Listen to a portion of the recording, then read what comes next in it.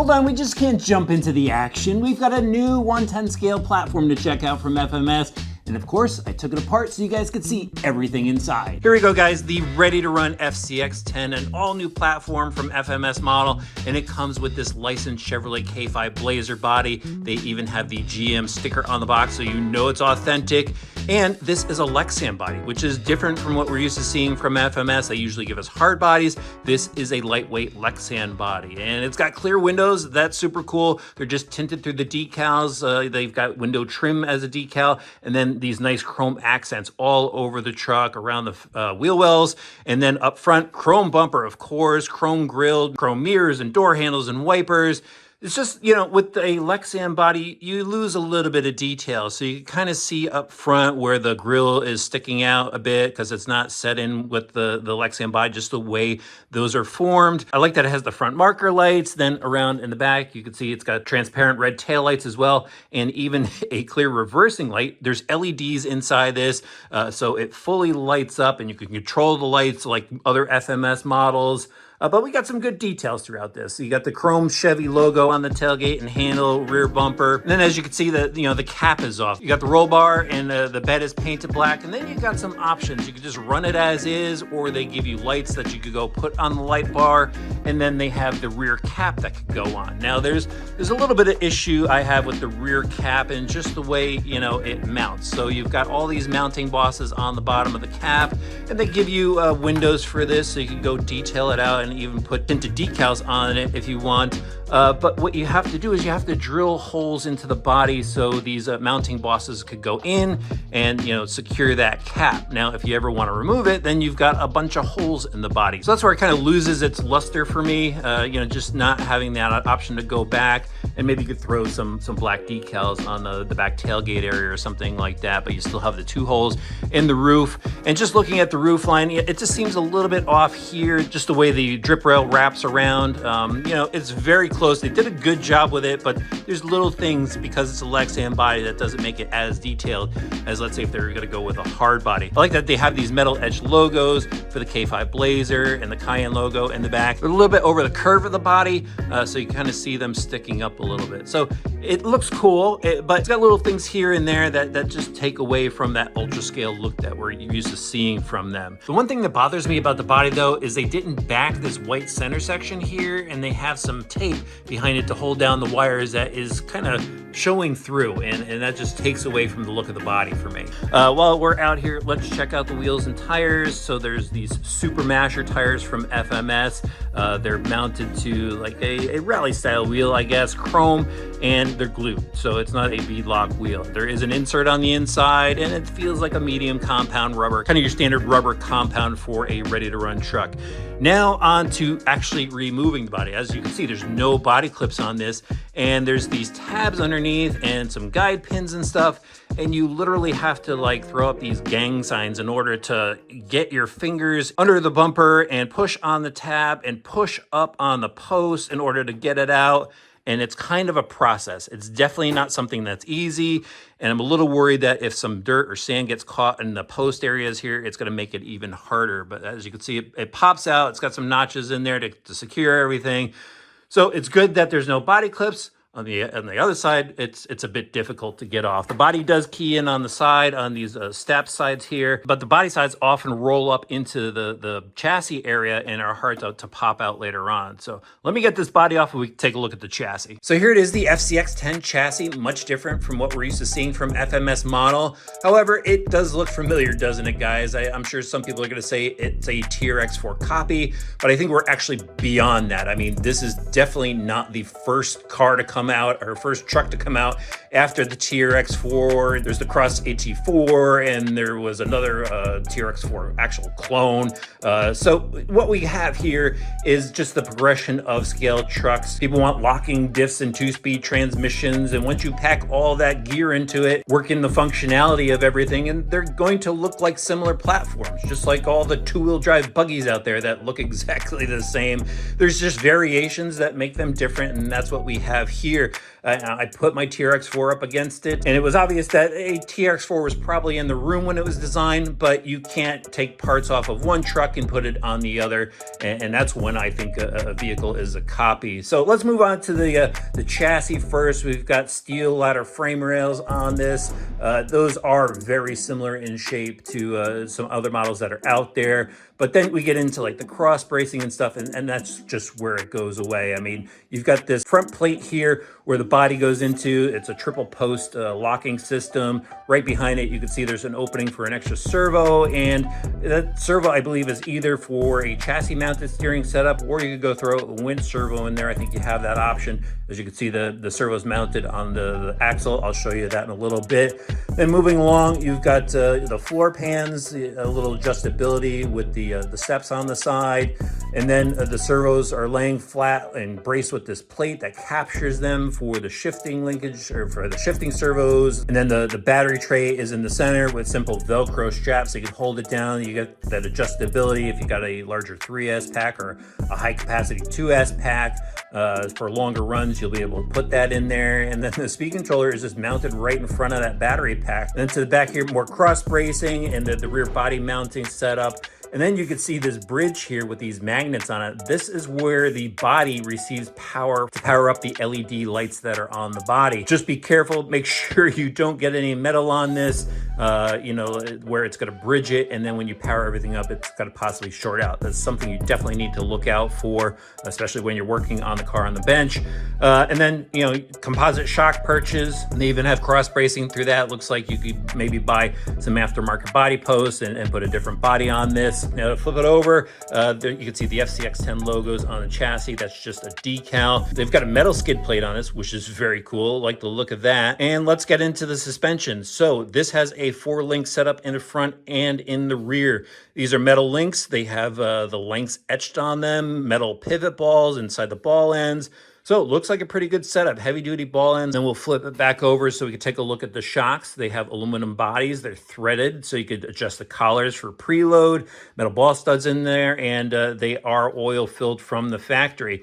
Now, the only thing is up front, I noticed the shifting cable actually just rubs up against it, pushes that shock spring out, and it doesn't really cause any sound or binding or anything like that. But I'm sure at some point it's going to start to wear away at the anodizing. Now, let's talk about the drivetrain, and we'll start off with the transmission.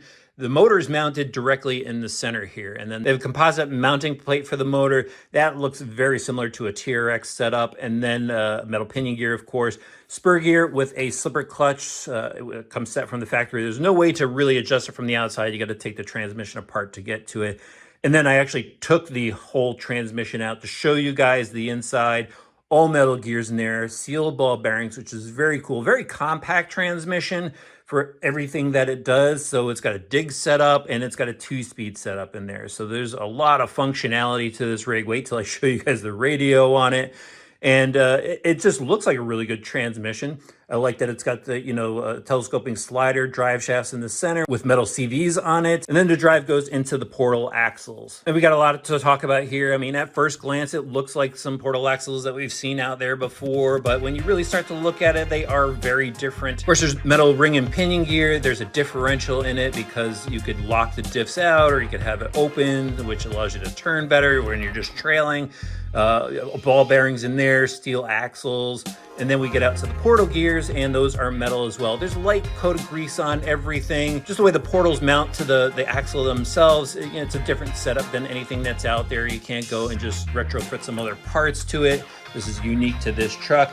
And then I actually really like the way the front portal is set up. There's a lot more clearance the way they have the steering knuckle laid out. They got sleeves for the pivots and everything. So I definitely like the clearance on this model. I think they did a really good job in setting up that portal axles. While we're here, there's the metal steering links and even a metal servo arm. So that's very durable. The suspension feels good. I've actually powered this up. The drivetrain works really well. There's just a lot of functionality to it. You're gonna have to get used to the radio system. And since I'm talking electronics, now it's time to move into the electronics.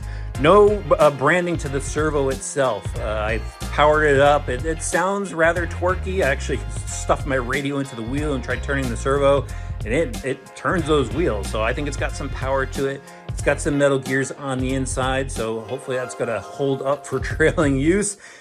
Behind it is the 550 21-turn Power Dash brushed motor. It's got a black coating on it, just make it look all stealth-like the way it looks. I like that they even go ahead on this one and wrap up all the wires, just keeping everything nice and neat. And you can see all the wiring here. Those have some wire loom around it as well. So it definitely has a finished look. And then the speed controller is a new FMS 2-in-1 unit. I'm guessing that's made by FlySky for them, and you can just see it powers all the different light functionality as well as the steering servo, takes care of the throttle function, waterproof, 2 to 3S. It's got a 5 amp 6 volt BEC in it. Here's the waterproof switch on the side, XT60 connector, so that's very cool. And then the 4 shift servos here, 2 of them are running the cables down to the axles, and then 2 shift the transmission setup. So yeah, there's a lot packed in this model. They actually give you inner fender wells too. They're packaged in a bag inside the box with a little free gift logo on there. It's basically included, and you have to install them yourself if you want to. There's also a box wrench in the box and some license plate decals that you go swap out, and then the radio system. Pretty cool, right? First up, it's got a great look with the carbon fiber styling on the handle and on the top face. But there's just tons of buttons and levers and knobs and everything to go through on this. Powered by 4 AA's, foam steering wheel, but let's take a closer look. So it's got the dip switches on top, so you can go and adjust the braking and reverse, steering and throttle reverse switches, trims, drag brake trim here, throttle dual rate, steering dual rate, and then all these buttons. So the channel 6 button, if I remember correctly, does the shifting. Channel 5 lever here, it's a swinging lever that does the lights. And I forgot to mention earlier that the lights actually have a control pod that's mounted in the back of the body. It helps take care of all the different functionality of the light system. So you could have headlights going on and reverse lights and your marker lights. So that will control that. The channel 7 and channel 8 up on top here, these push buttons, those will control the locking diff. And then I think it was either channel 3 or channel 4 does the 2-speed or dig. Anyway, when I get out there and start driving it, I will show you all the different functions of the radio system. But yeah, that thing is loaded with stuff to make it more fun to drive this model. All right, that's what we need to do.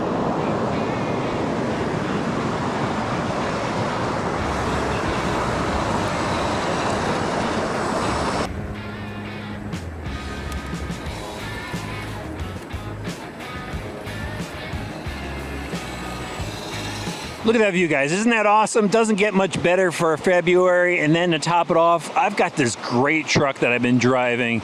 I am really impressed. You know, we've been used to basically drivable models from FMS, and this one is a true performance rig.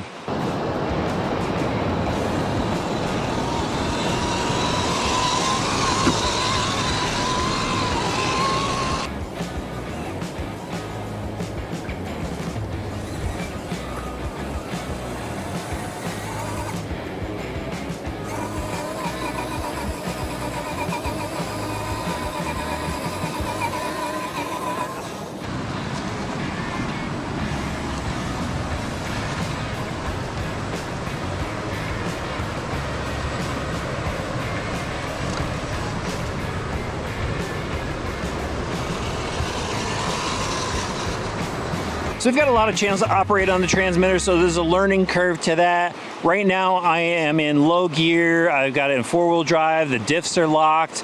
We're just gonna see how well it does on this little ledge right here, if I can get up and over it. Give it a little squeeze of throttle there, but that's a nice slow crawl. I like how the tires are grabbing on that. It looks pretty scale, but I gotta give this a little bump, so I'm gonna back it back up. And it actually has some decent brake to it where it just doesn't go right into reverse, and it's gonna punch it right up and over.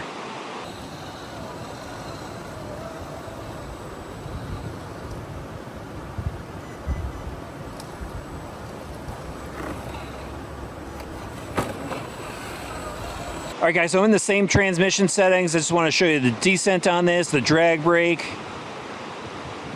And look at that, nice slow drop to it. Look at that.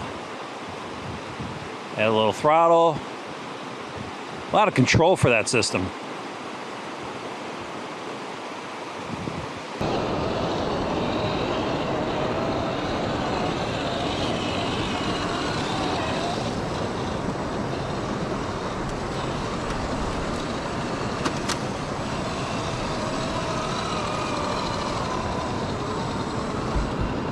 Let's check out high gear and low gear. I have in low gear right now, and that's full throttle.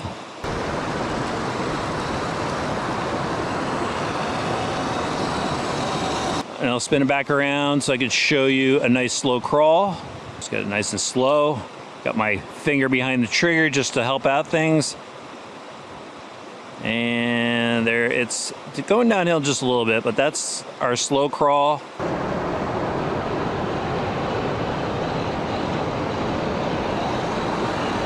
You can get some scale action out of this, right? Look at that. Now you use the channel 4 button. Hopefully I got that right. Yep. And that puts you in high gear, and I'll show you full throttle. Now we got more power.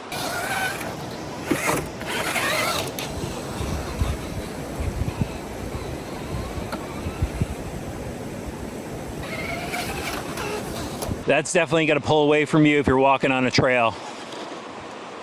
Right into brake, and it was stable too.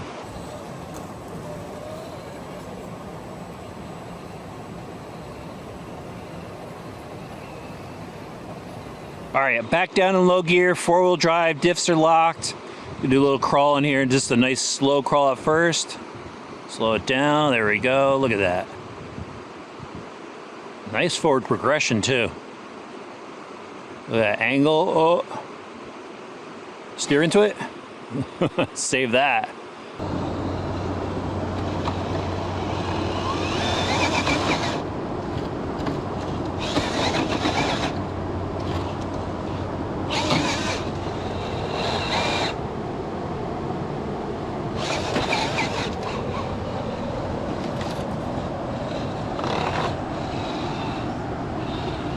That looks good. All right, so I want to shift the front over, so let's throw the dig on. That's channel 6. Flip it to the left. And that didn't work. There it goes. It took a second to lock in, but there's that dig in action. Just shifting that front end around. And then we'll go to, actually this is just front wheel drive if you go all the way over to the right. So I'll use that to just back out of this, why not? Actually worked out really well. Wasn't planning on that, but it did. You know what, we'll just use the dig a little bit more to shift it back over. That was good, went right into dig that time.